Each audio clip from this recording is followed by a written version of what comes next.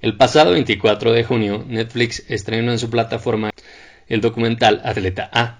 Esta producción narra la detallada investigación por parte del periódico IndyStar para exponer los largos años de abuso excesivo que la Federación Estadounidense de Gimnasia impuso sobre sus atletas. El descubrimiento más grave de la investigación fue el caso de Larry Nassar, que fungía como médico del equipo femenil de USA Gymnastics. Este doctor trataba a las atletas de lo que se conoce como disfunción de piso pélvico, y su tratamiento consistía en introducir sus dedos en la vagina de la paciente para masajear tendones y músculos. El problema es que realizaba este tratamiento cuando no era necesario, sin guantes, de forma entusiasta y evidentemente sin resultados efectivos. El único objetivo de dicho tratamiento siempre fue su gratificación sexual. Durante 30 años, Larry Nassar abusó sexualmente de 500 atletas, entre ellas múltiples medallistas olímpicas. Tanto el documental de Netflix como la publicación de IndyStar enfocaron la atención en USA Gymnastics como todo un sistema de conspiración y encubrimiento por parte de la organización. Nassar wasn't our target. Our target was USA Gymnastics. Pero esta interpretación es inadecuada. Si bien USA Gymnastics fue cómplice de los abusos del Dr. Nassar, el problema llegó a esta magnitud porque los padres fallaron en detectar que algo malo pasaba con sus hijas, porque los doctores no reconocieron el problema cuando se les alertó, y porque muchas de estas niñas no entendían que estaban siendo abusadas. El verdadero problema, que tanto el periódico como el documental no acertaron en exponer, es la enorme epidemia de casos de abuso sexual infantil que existe en el mundo y cómo como sociedad no hemos sido capaces de detectarlo a tiempo y mucho menos de prevenirlo. Una de las características principales que complica tanto a los casos de abuso sexual infantil es que no logramos identificar al pederasta. Larry Nassar es un ejemplo perfecto de esto. Durante 30 años logró abusar de una niña tras otra pasando completamente desapercibido. Durante este tiempo, Nassar logró mantener una reputación general impecable, los doctores lo recomendaban a cada oportunidad, sus pacientes lo consideraban incluso un amigo y los padres confiaban ciegamente en él, al punto en el que Nassar abusó de algunas niñas con los padres presentes en el consultorio. What kind of a person has the audacity to sexually assault a child in front of their mother? Nunca nadie sospechó de él, como pasa con casi todos los pederastas. Ahora, ¿por qué pasa esto? ¿Qué clase de fenómeno psicológico nos impide reconocer a alguien por quien realmente es? La evolución nos diseñó para confiar en los demás. En tiempos prehistóricos, la supervivencia de nuestra especie dependió de que muchos humanos cooperaran entre sí, y la cooperación solo puede ser posible si confiamos en los demás en lugar de verlos como una amenaza constante. Para profundizar más en este fenómeno, revisemos una teoría desarrollada por Tim Levine, investigador de la Universidad de Alabama, Defaulted Truth. Lo que nos dice esta teoría es que los humanos tenemos un sesgo por la veracidad, es decir, que venimos equipados con la suposición inicial de que las personas con las que tratamos actúan de forma honesta y de buena fe. Esta imagen honesta o suposición que creamos sobre la otra persona se puede intensificar de acuerdo a las características del mentiroso.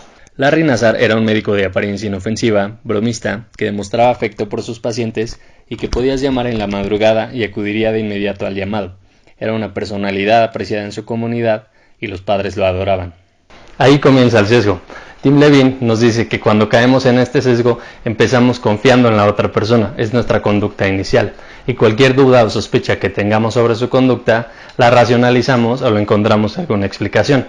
Solo dejamos de creer en otra persona cuando nuestras dudas y sospechas sobre su conducta alcanzan un nivel en el que ya no las podemos explicar. Esta es la madre de una gimnasta. La mamá es doctora y estaba presente en el consultorio mientras Nassar trataba a su hija. Y recuerdo haber visto lo que parecía una posible erección, y recuerdo haber pensado que es raro, eso es muy raro, pobre tipo. Pensando que debe ser muy anormal para un médico tener una erección en el consultorio mientras realiza un examen. Pero en el momento cuando estás en el cuarto y él está haciendo su procedimiento, piensas que está siendo un buen doctor, y que está haciendo lo mejor por tu hija. Así de hábil era Larry, así de mañoso. Nosotros creemos en alguien no porque no tengamos dudas sobre ellos. La confianza no es ausencia de dudas. Nosotros creemos en alguien porque no tenemos suficientes dudas sobre él o ella. Este es el recuerdo del padre de otra sobreviviente.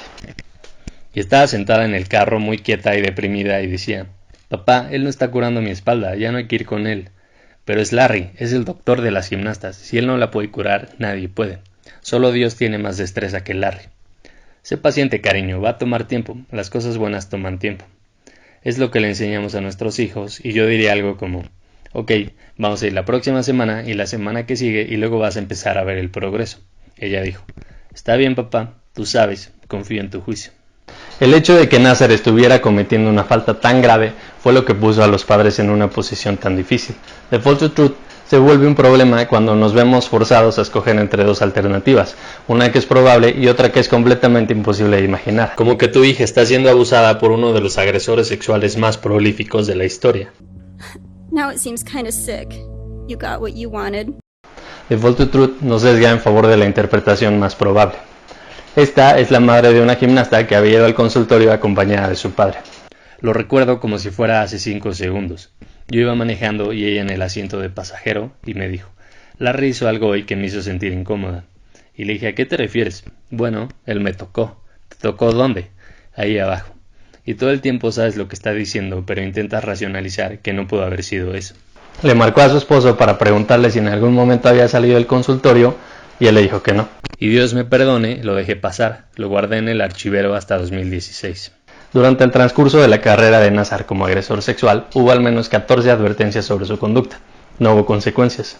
Y recordemos, nosotros solo dejamos de confiar en alguien cuando nuestras dudas y sospechas alcanzan un punto en el que ya no les podemos encontrar explicación. En 2016, tras la publicación del artículo de Indie Star en el que contaron su historia Rachel Den Hollander, Jessica Howard y Jamie Dancer, la policía de Michigan hizo una investigación en la que encontró un disco duro de Larry Nassar que contenía 37,000 imágenes de pornografía infantil.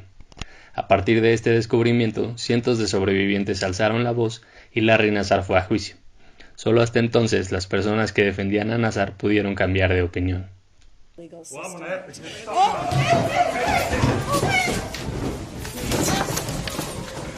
Esta es Trinidad González. Ella fue tratada por Nassar unas 856 veces. Esto dijo en el juicio. Wow. What have you done? I had to make an extremely hard choice this week, Larry. I had to choose whether to continue supporting you through this or to support them, the girls. I choose them, Larry. I choose to love them and protect them. I choose to stop caring for you and supporting you. I choose to look you in the face and tell you that you hurt us. You hurt me. I hope you will see it from me in my eyes today, that I believed in you always, until I couldn't anymore. I hope you cry like we cry. Yo creí en ti siempre hasta que ya no pude más. Es la descripción perfecta de The False Truth.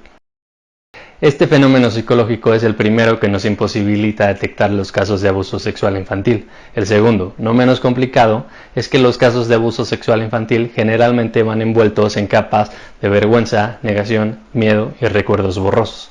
Muchas veces los niños no cuentan con el vocabulario ni el conocimiento suficiente para entender que están siendo abusados, así que entierran sus experiencias de forma tan profunda que solo pueden ser recuperadas con mucho tacto y paciencia. México, de acuerdo con datos de la OCDE, ocupa el primer lugar en abuso sexual infantil con 5.4 millones de casos por año.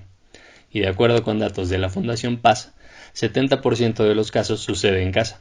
75% de los abusadores son personas que el niño conoce y en los que sus padres suelen confiar. Solo 1 de cada 10 personas lo va a hablar en su vida y sucede en todas las clases sociales. ¿Qué hacer para prevenir? Lo primero es tener presente que a todas las familias les puede pasar. Es muy común pensar que algo así sería imposible en tu familia, y es justo ese pensamiento los que los vuelve más susceptibles. De acuerdo a la Fundación Paz, 1 de cada 4 niñas en México va a sufrir abuso sexual infantil antes de los 18 años, y para los niños es 1 de cada 6.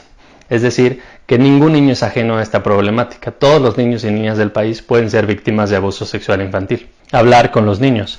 La mejor forma de prevenir el abuso sexual infantil es dar una educación sexual temprana. De esta forma, el niño o la niña va a saber exactamente qué puede permitir y qué no puede permitir con un adulto, y también, por otro lado, va a saber que puede ser escuchado cuando se vea envuelto en una situación de esta naturaleza. Escucharlos.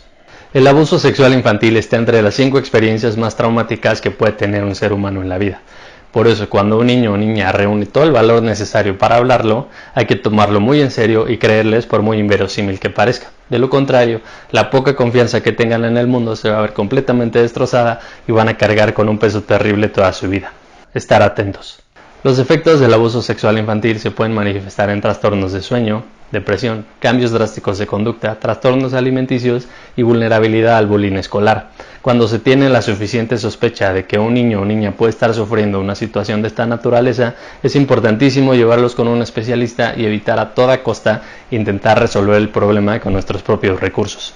El otro gran motivo por el cual los casos de abuso sexual infantil han alcanzado niveles tan alarmantes es la inmensa desinformación. Como sociedad hemos fallado en proteger a nuestros niños y niñas, y es nuestra responsabilidad informarnos y, más importante aún, hablarlo, porque entre más personas reconozcan esta problemática, más contundente será la prevención.